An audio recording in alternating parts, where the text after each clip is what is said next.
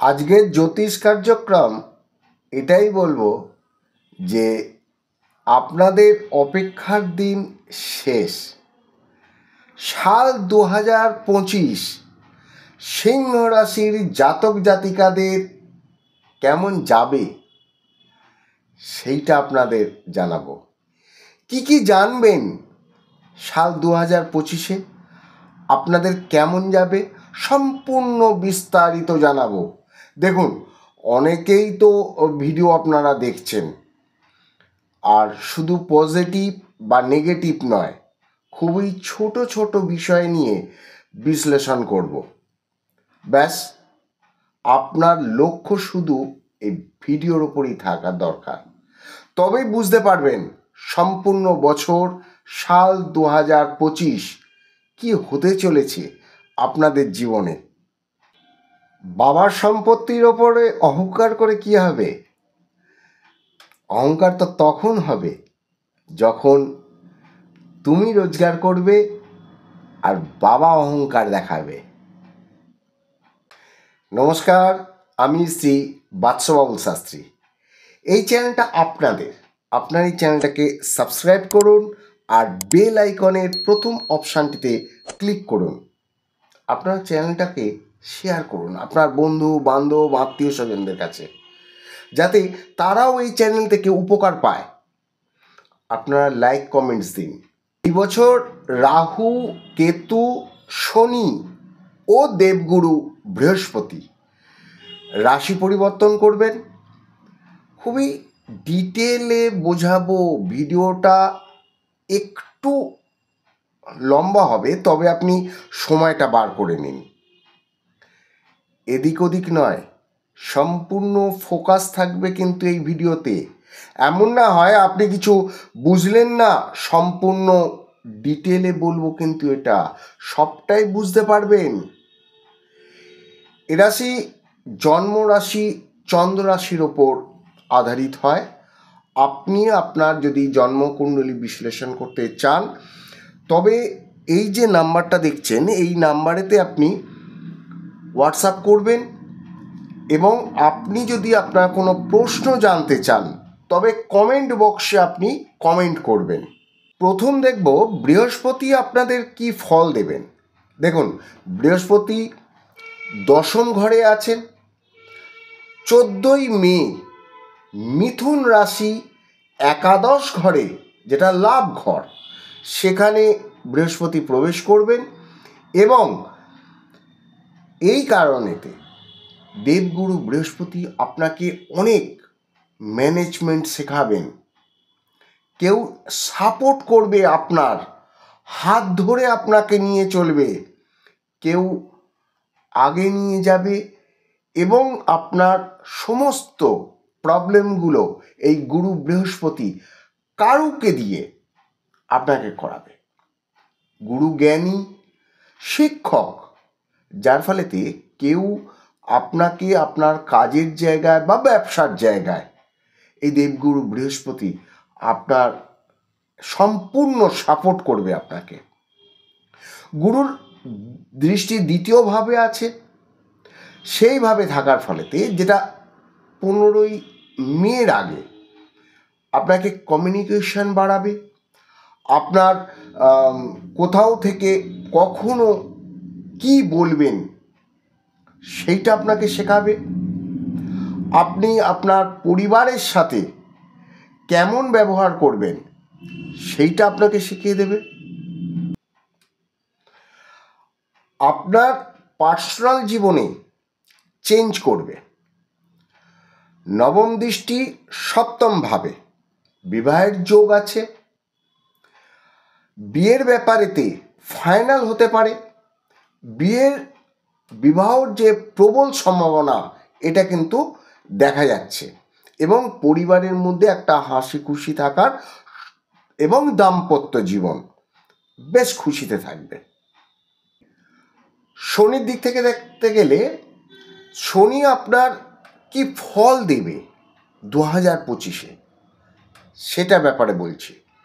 শনি 29শে March সপ্তম ঘর থেকে অষ্টম ঘরে থাকবেন সমস্ত বছর, এই ঘরে থাকবেন উনি।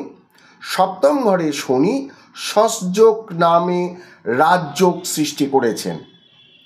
এটা তো ঠিক, তবে ব্যাপার life partner, daily basis income বা যে এগুলো কিন্তু বেশ ভালোই যাবে। কোনো প্ল্যানিং বা আপনার লাইফ পার্টনারের সাথে যদি আপনি কোনো প্ল্যানিং করতে চান, কোথাও বেড়াতে বা এখানে ওখানে যদি যাওয়ার থাকে, তবে কিন্তু এই প্ল্যানিংগুলো আপনি সেরে নিতে পারেন। 29শে মার্চের পর শনি অষ্টমভাবে এলে কিছু নেগেটিভ তো আপনাকে ফল দেবেই। শুনে নিন ভালো করে। আপনার জীবনসঙ্গিনীর স্বাস্থ্য সম্বন্ধে কিছু প্রবলেম আসবে।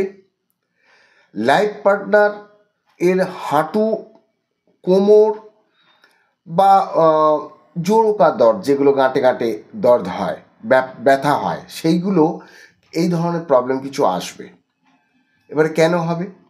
দেখুন, শনি সপ্তম ভাব থেকে অষ্টম ভাবে প্রবেশ করতে আপনার শনির ঢাইয়া শুরু হয়ে যাচ্ছে 2.5 বছর পর্যন্ত। আপনার স্বাস্থ্যের খেয়াল রাখতে কিন্তু হবেই।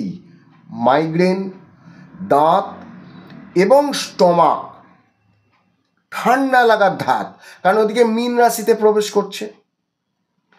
কারণ শনির দশম দৃষ্টি পঞ্চমভাবে পেটের প্রবলেমও কিন্তু বাড়িয়ে দেবে।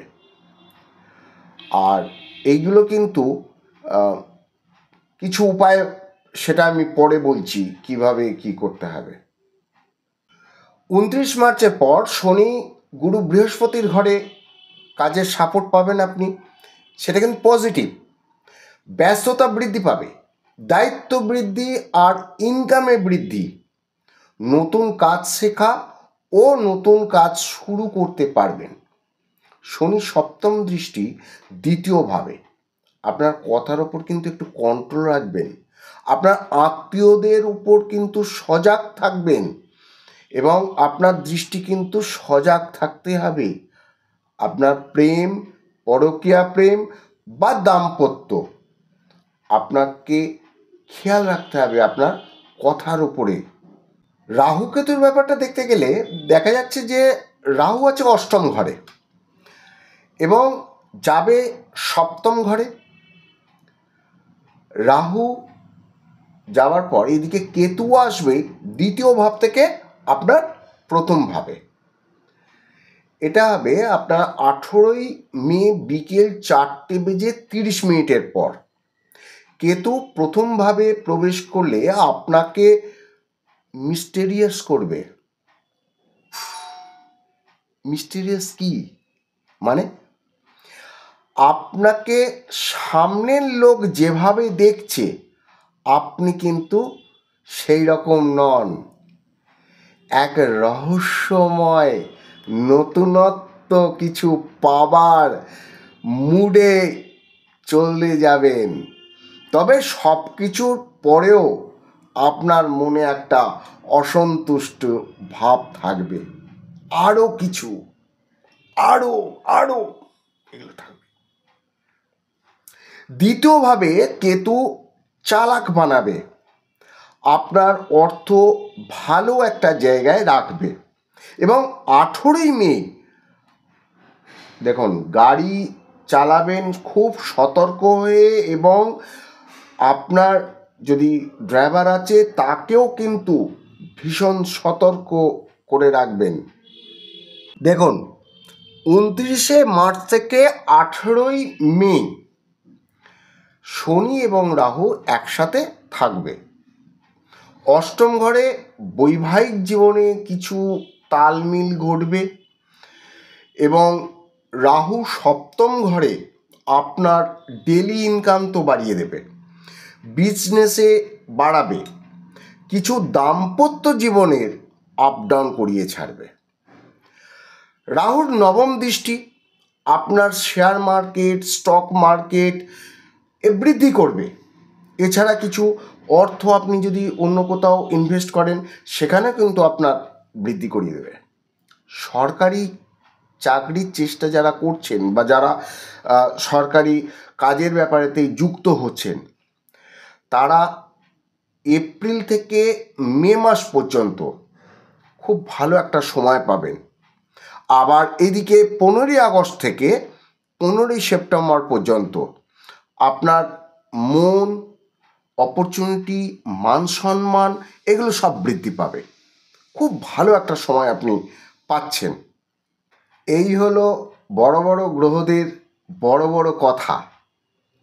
উপায় বলছি, সূর্যকে জল চড়াবেন একটা তামার পাত্রে, জল নেবেন, দূর্বা, জবা ফুল, এইগুলো দিয়ে অর্ঘ্য দিন। এটা প্রতিদিন। শনিবার দিন একটা প্রদীপ নেবেন, তাতে তিল দেবেন, কালো তিল আর সর্ষের তেল, এইটা দেবেন। দিয়ে শনিবার দিন রাত্রির 9টার পর আপনি ওটা জ্বালাবেন পশ্চিম দিকে মুখ করে। এটা কিন্তু 2.5 বছর পর্যন্ত আপনি জ্বালাতে হবে। শনির ঢাইয়া। কেমন লাগলো ভিডিও? লাইক কমেন্টস দেবেন।